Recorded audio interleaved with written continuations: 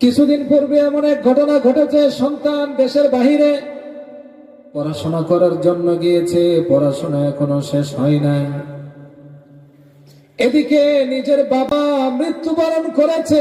মা সন্তানের কাছে টেলিফোন করে সংবাদটা পৌঁছিয়েছে, বাবা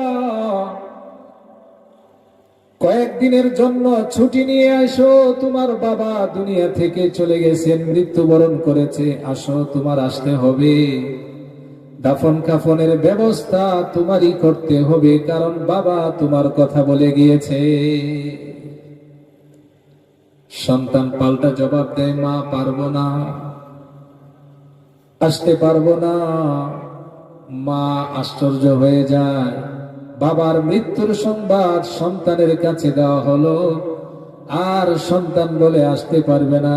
কেমন সন্তান, আমি তোকে গর্ভে ধারণ করলাম, কেমন সন্তান তুই, আমি তোকে 2 বছর পর্যন্ত বুকের দুধ পান করালাম, এ কেমন সন্তান তুই, তোর বাবার মৃত্যুর সংবাদ তোর কাছে দিলাম, এক নজর কম পক্ষে তো দেখার জন্য আসতে পারতে, কিন্তু তুই সরাসরি বলে দিলে আসতে পারবে না।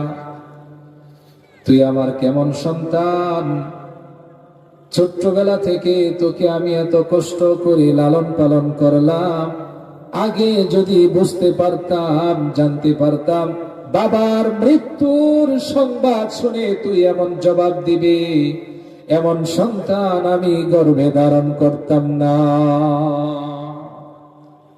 এমন ঘটনা ঘটেনি সমাজে?